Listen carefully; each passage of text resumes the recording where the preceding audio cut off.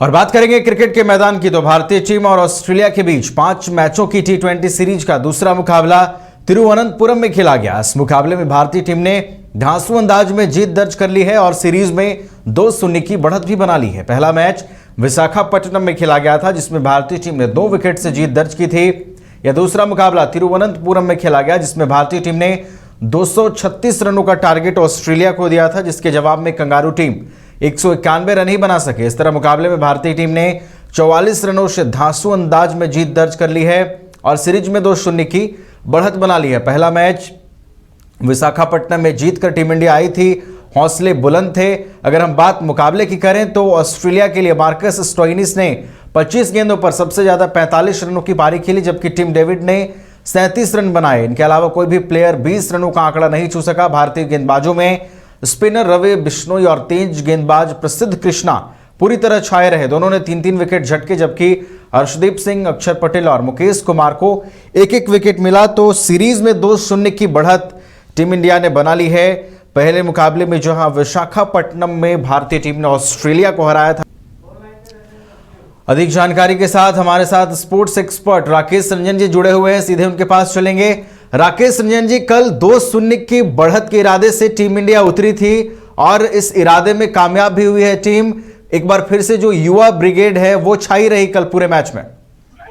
जी हाँ, बिल्कुल। और जो जिस तरह का खेल दिखाया है भारतीय टीम ने वो निश्चित तौर पर काबिले तारीफ है। और आपको ये मानना पड़ेगा कि जिस तरह से भारतीय पारी आगे बढ़ी वो कमाल की थी। नवीन, आपको बताऊं कि मैं अभी ट्रेन में हूँ, सफर कर रहा हूँ वंदे भारत में। तो ये जो आप कहते हैं ना हाई स्पीड ट्रेन, तो ठीक उसी तरह की रफ्तार थी भारतीय पारी की भी, उसी तेजी के साथ आगे बढ़ी। और देखते ही देखते जब पावर प्ले था 6 ओवर का जब खत्म होता है, उतने में ही भारतीय टीम ने पावर प्ले में 77 रन बना लिए थे। और जिस तरह की यशस्वी जायसवाल ने पारी खेली, आप उसकी जितनी तारीफ करें कम है। पहले मैच में वो 8 गेंदों पर 21 रन बनाकर आउट हुए थे। और तब भी मैंने कहा था कि उनकी पारी जो थी भले ही छोटी थी लेकिन बहुत इंपैक्टफुल थी।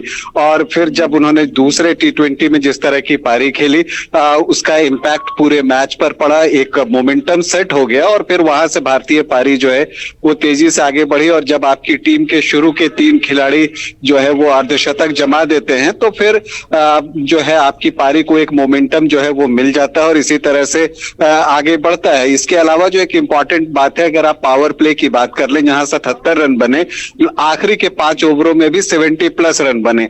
तो जब 6 ओवर और 5 ओवर 11 ओवर में लगभग जो है वो 150 रन बन जाते हैं तो फिर आपका स्कोर जो है 230-35 के आसपास दिखता ही है। और यही हुआ भी दूसरे T20 इंटरनेशनल में और भारतीय टीम ने 235 रन बनाए।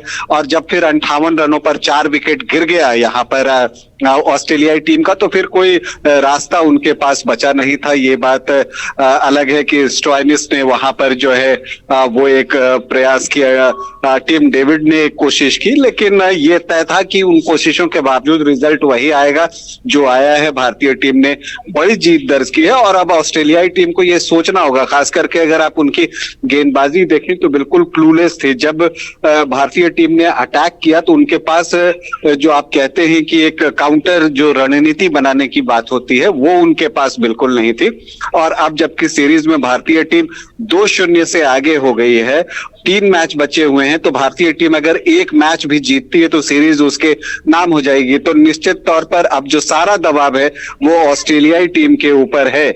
और देखिए, एक दिलचस्प बात और जिसकी मैं चर्चा करना चाहूंगा, दूसरे T20 इंटरनेशनल में ऑस्ट्रेलियाई टीम को मजबूर होना पड़ा, ग्लेन मैक्सवेल को लाना पड़ा और इसके अलावा एडम जेम्पा की वापसी हुई प्लेइंग 11 में, जो कि पहले मैच में नहीं खेले थे। मुझे उम्मीद है कि अब ये स्थिति आ गई है कि उन्हें जो है अब एक बार ट्रेविस हेड को भी प्लेइंग 11 में शामिल करना होगा। और ये ऑस्ट्रेलिया की अच्छी टीम है, जो कुछ उनके रेगुलर खिलाड़ी हैं, वर्ल्ड कप के जो बहुत सारे खिलाड़ी हैं, 6-7 खिलाड़ी वो खेल रहे हैं। स्टीव स्मिथ हैं, स्टोइनिस हैं, एबॉट को जिस तरह से जायसवाल ने पीटा वो वर्ल्ड कप स्क्वाड में थे, कई मैचेस उन्होंने खेले, 1 ओवर में 24 रन। कमाल की बल्लेबाजी भारतीय टीम के द्वारा, फियरलेस क्रिकेट जिसकी की शुरुआत विश्व कप के दौरान ही रोहित शर्मा की कप्तानी में हो चुकी थी। और अगर फाइनल के को हम छोड़ दें तो भारतीय टीम ने इसी तरह की फियरलेस क्रिकेट खेली है। तो एक नया क्रिकेट खेलने का तरीका भारतीय टीम ने ढूंढ लिया है और वो हमें दूसरे T20 इंटरनेशनल में भी देखने को मिला। हम उम्मीद करते हैं कि भारतीय टीम इसे कंटिन्यू करेगी और तीसरे T20 इंटरनेशनल में भी जो है वो बड़ी जीत दर्ज कर तीसरे में ही सीरीज सील कर लेगी, इसकी संभावना मुझे दिखने लगी है। बिल्कुल, तीसरे मुकाबले में भारतीय टीम सीरीज सील करने के इरादे से उतरेगी। बहुत धन्यवाद राकेश रंजन जी हमारे साथ जुड़ने के लिए और इन तमाम जानकारियों के लिए। तो दूसरा T20 मैच जीतकर भारतीय टीम ने 2-0 की बढ़त बना ली है और अब भारतीय टीम की निगाहें तीसरा मुकाबला जीतकर सीरीज सील करने पर होगी। हर्ष रिजेंसी फैमिली या फ्रेंड्स के साथ आउटिंग हो या रांची आकर ठहरना हो, या हो एनिवर्सरी, बर्थडे, मैरिज पार्टी या किटी पार्टी, या करना हो कॉर्पोरेट गेट टुगेदर, आपकी हर ओकेजन और मोमेंट को यादगार बनाने के लिए आपकी सेवा में तत्पर है hotel Harsh Regency. 26 AC and non-AC rooms, multi-cuisine restaurant for delicious foods। Hotel Harsh Regency में आपके लिए उपलब्ध है हर आयोजन के लिए परफेक्ट बैंक्वेट हॉल। होटल हर्ष रिजेंसी, स्वर्णरेखा पुल, हटिया, रांची। IIT जी नीट एस्पिरेंट्स के सपने को पंख देने आ गया है कंप्लीट सॉल्यूशन इंस्टीट्यूट। यहाँ है smart classroom, 1-to-1 doubt clearing session, ask the expert, video solution और भी बहुत कुछ। मतलब हम करेंगे आपको गाइड, बनेंगे आपके mentor. Foundation classes from class 6 onwards for your bright future. Visit complete solution institute.